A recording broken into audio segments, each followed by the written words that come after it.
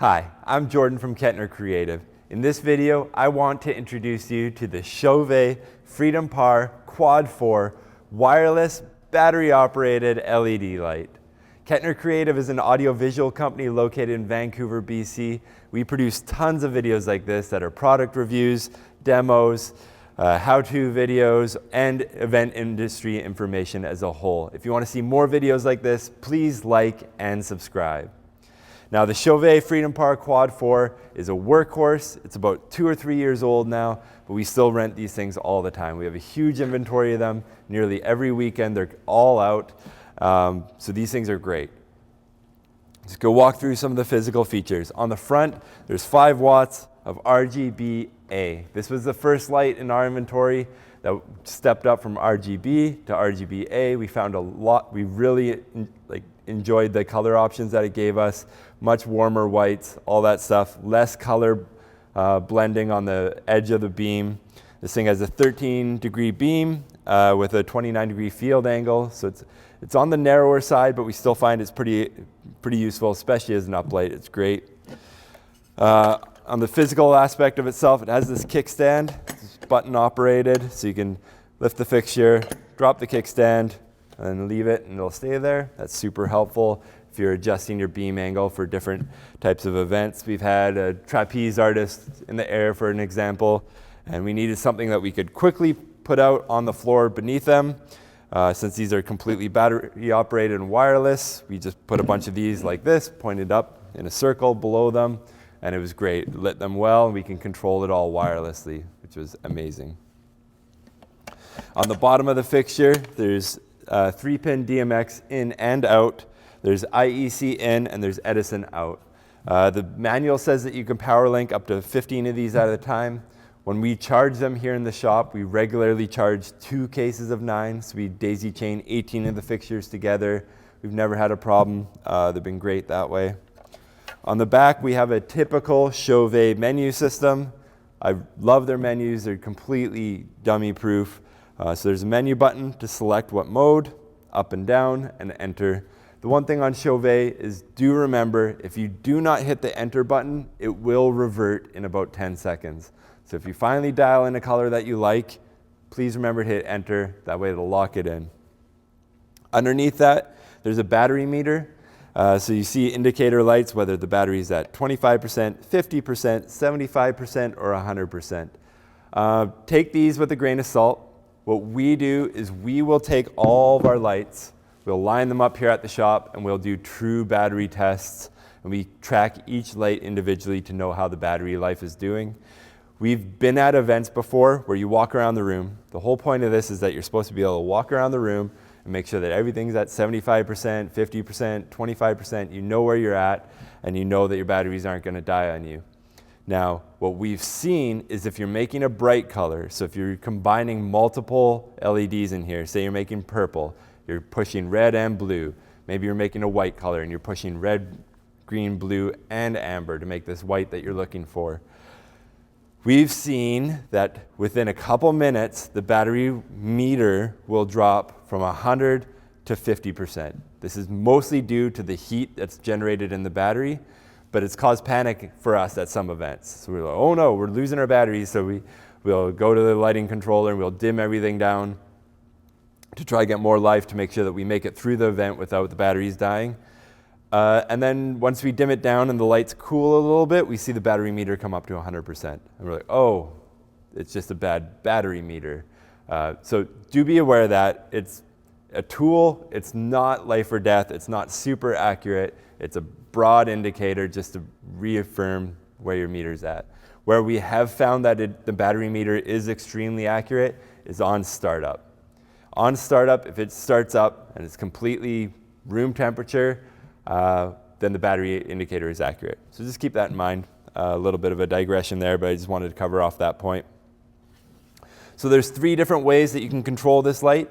One, you can do it on board. It has a controller. So you can select your color that you want, and you just keep going up and down, and you hit enter to lock it in.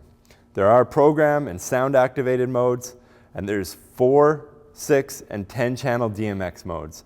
Most of the time we run these in 4-channel DMX mode. That gives us, for that gives us tons of room for a controller like this or a digital controller that we can control more fixtures.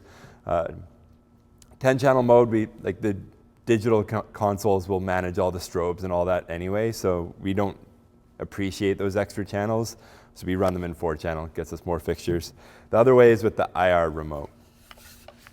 So if you're using the IR remote, please be aware that the IR sensor is right on the front and down low.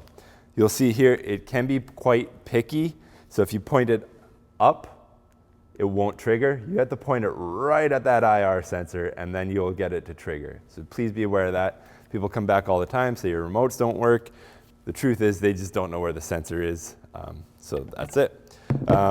Again, so if you're using this as an uplight, do point it right down at the face. Say it's an uplight on the wall, you're not gonna get to the sensor from back here. You literally need to walk around the room and keep this thing about 6 inches from the face and point it right at that front sensor. You can see it if you look at the face, and then it'll work every time. Now we have another video on how the DMX wireless setup works, but I do just want to show it, so this video covers it all. So if you don't know how DMX works or how to plug in DMX or any of that, please go to the video. We have 2 videos, one how DMX works and 2 how the wireless transmitter works. They're linked in the description below this video. But what you need to do is hit menu, and then you're going to keep hitting menu until you see 4-channel. That means 4-channel DMX mode. For the purpose of this, we're just going to set the DMX address to 1. So it's already loaded up the color, but on the transmitter, you need to make sure that you're in transmit manual channel 1. On the DMX controller, make sure that your blackout button's not on. Okay, everything's turned on, and then you can red, green, blue, amber from the controller, or you can color mix them however you want. Here we got a purple color by mixing red and blue. Now the benefits of doing it this way with the controller is that you can control all the lights at once. We've seen time and time and time again, if you set up an event, the client will tell you, I want blue uplights. Great, we set all of the uplights to blue. Then 15 minutes before doors, somebody else will walk in, there'll be a discussion, and they want to change all the colors. Now, it's not that hard to walk around the room with the remote and change them all, but it's much easier to stay seated in your desk and be lazy and then just change the color to whatever they wanted. Now we have this blue color, or you say they want green. Doesn't matter, whatever they want, it's way faster to change it from a central location. The other thing that we do all the time is weddings, they love this custom kind of champagne color. So let's go there, and then we just dial back the blue a bit. Anyway, something like this. And get the green out of there. They usually like something like this. It's like a, kind of like a super light purple. Lavender-y kind of, anyway. So we'll pick the color with them. As you can see here, the red, the green, the blue, and the amber colors are all near full. This means that the battery life will last somewhere between 6 and 8 hours. And that's about the duration of a wedding reception. So you want to be really careful. You don't want these things dying during an event. So what we do, because we set this up at 9 a.m. and then we leave. We don't come back until 1 a.m. to pick everything up. So with this controller, you can push down the master, and then the radio is still active in the light is still turned on, but the radio takes almost no battery. So this means that when they get there at 5 p.m. for their wedding reception, you just need to push up the master and they're done. There's no walking around the room turning everything on. Everything can be on and ready. What we do is we put a bunch of gaff tape over the board to make sure that nobody messes with any of the color settings, so the client's super happy. We just make sure that they can see the blackout button or the master level button. That's the other way. Depending on the controller, we'll tape everything and then just hit the blackout button. Then the client just walks in, hits the blackout button to return on the signal, and they're good to go. So that's why we like doing it with the controller. It gives a lot of flexibility. Plus, if they ever want to tweak the color, it's really as simple as moving the faders. So we label it for them, There's a million different ways to do it. This is a bit of an older light now. My one knock on this light is that it does not produce the best whites. It's quite hard to get a pure daylight white out of it compared to something like an Astera AX5 that we have in stock. We have both lights. The AX5 is about double the price to rent, so it really depends what the client wants. But these are great lights. They're total workhorses. Literally, we bring them back from a rental. It's as fast as we can charge them, and they go right back out the next day. It takes about 6 hours to charge them. We daisy chain 18 at a time when we charge them. And yeah, they're great little lights that take a beating. They're not water rated. And just if you're renting these from us, or if you have a rental company and you're thinking about buying these, the one thing to really consider is when you're outdoor, if you're doing an outdoor event with these, people will steal them. They go missing all the time. They're too small and they're untethered. You can come up with your own strategies for how to lock them down to light posts or something like that. But that's the one really big thing about wireless LED lights is now they're too easy to throw in a purse or something like that, and they get stolen all the time. So please make sure that your rental contracts are tight, because these things are about $500, $400, something like that to replace.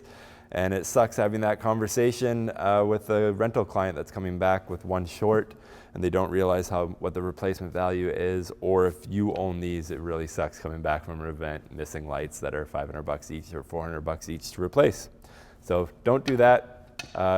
Keep an eye on them. Make sure you have event security, all that. If you have any other questions about these lights, please leave a comment in the comment section below. If you want to see more videos like this in the future, if you want to see more pictures of these things out in the wild at events, please leave a comment in the comment section below. We make these videos all the time, so don't forget to like and subscribe so you do see the follow-up videos when we make them. Thank you so much for watching. We'll see you at the next video.